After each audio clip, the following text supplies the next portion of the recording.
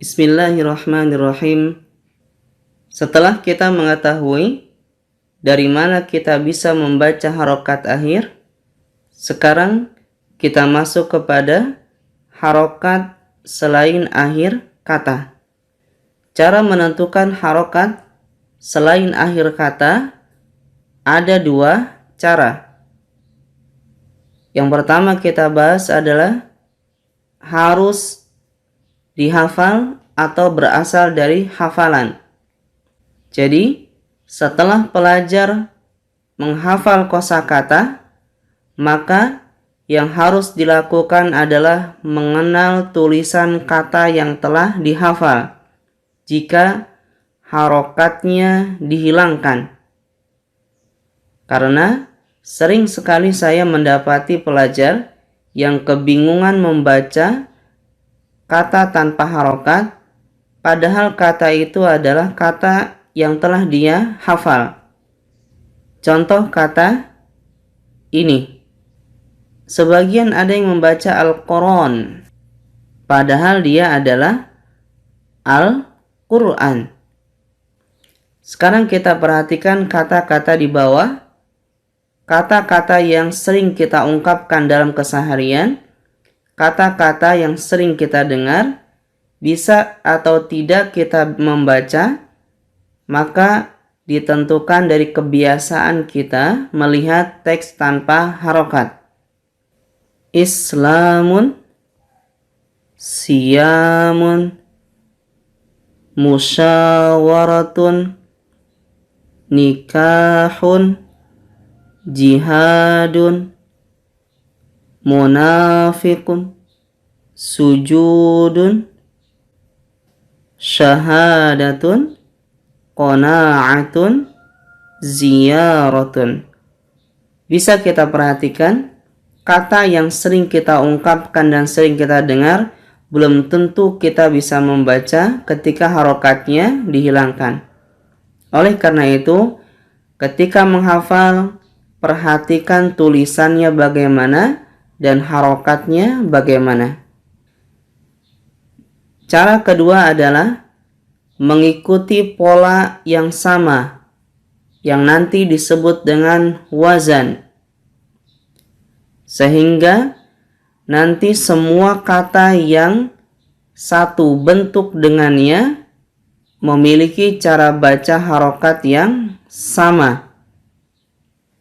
Kita ambil contoh bentuk taf'ilun dengan ciri khas ada ta di depan, ada ya, maka kata yang semisal ini harokat tengahnya sama seperti takbirun, tahsinun, tasbihun, tajwidun. Kita ambil contoh yang lain. Bentuk if'alun dengan ciri khas alif di depan seperti islamun, ihsanun, isbalun, imanun. Contoh yang terakhir kita ambil bentuk maf'ulun dengan ciri khas mim di depan dan waw sebelum akhir seperti maktubun, maqbulun, majmu'un, masyru'un. Ini adalah gambaran pola yang bisa kita samakan cara baca harokatnya. Dan untuk mengetahui pola-pola ini, maka kita harus masuk kepada perubahan ilmu shorof.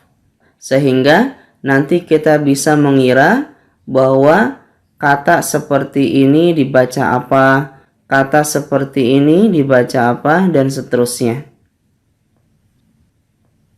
Sekarang kita perhatikan wazan. Yang tadi adalah sebenarnya itu adalah belajar wazan, yaitu sebuah timbangan, maksudnya timbangan untuk kata yang memiliki pola sama, sehingga cara merubah dan cara membacanya sama. Sekarang kita ambil contoh yang lain. Wazan isim alat. Isim alat adalah isim yang menunjukkan arti alat suatu pekerjaan.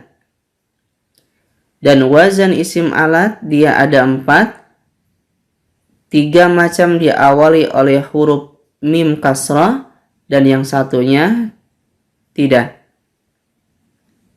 Yang pertama adalah bentuk mif'alun, seperti midrabun, alat pemukul, mibrodun, alat pendingin.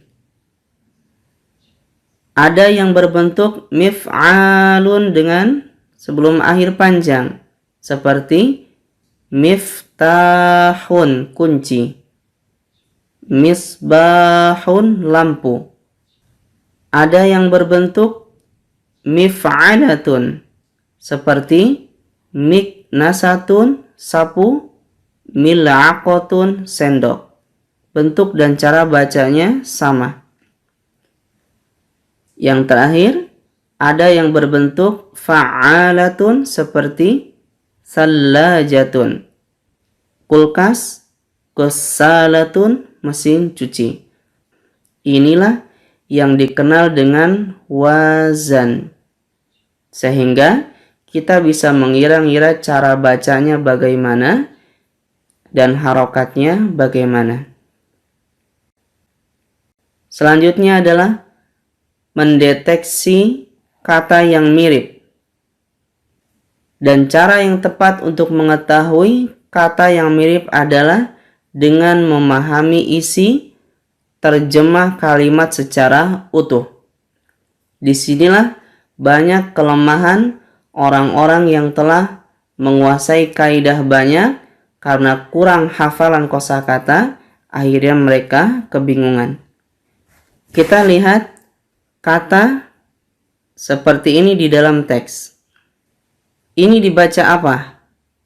Jawabannya adalah tergantung. Tergantung konteks kalimatnya sedang berbicara apa. Karena bentuk seperti ini bisa dibaca sunnatun, bisa dibaca sanatun, sunnah, sanatun, tahun.